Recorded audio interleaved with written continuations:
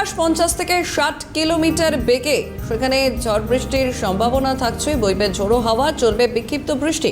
উত্তরবঙ্গে ভারী বর্ষণের সতর্কতা। চলবে বিক্ষিপ্ত বৃষ্টি এবং উত্তরবঙ্গে রয়েছে ভারী বর্ষণের সতর্কতা।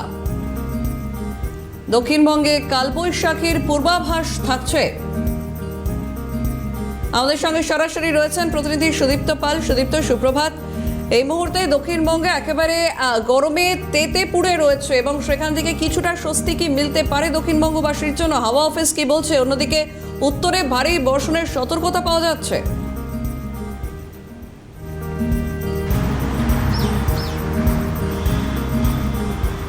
সঞ্চারী, তোমাকেও সুপ্রভাত জানাই। এবং এই মুহূর্তে কিন্তু তীব্র গরমে কিন্তু হাঁসফাঁস করছে সারা রাজ্য। পশ্চিমের জেলাগুলির তাপমাত্রা প্রায় 40 ডিগ্রি সেলসিয়াসে ছুঁয়ে গেছে। প্রথম দফার নির্বাচন কিন্তু তীব্র গরমের মধ্যে হলো, কিন্তু তারপর কিন্তু বর্তমানে বেশ কিছু সিস্টেম তৈরি হয়েছে রাজ্য এবং রাজ্যের পার্শ্ববর্তী অঞ্চলগুলিতে, যার ফলে কিন্তু আবহাওয়ার একটা পরিবর্তন তৈরি হতে চলেছে।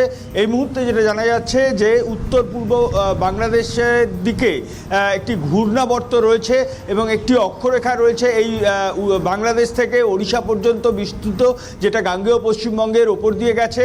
তার পাশাপাশি পশ্চিম দিক থেকে কিন্তু শুষ্ক বাতাস রাজ্যের দিকে ধেয়ে আসছে।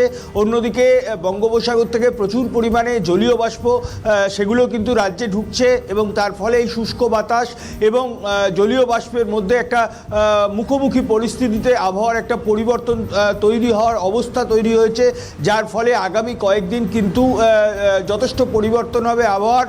এবং যেটা জানা যাচ্ছে যে একটা কালবৈশাখীর পূর্বাভাস দেওয়া হয়েছে আলিপুর আবহাওয়া দপ্তরের তরফ থেকে।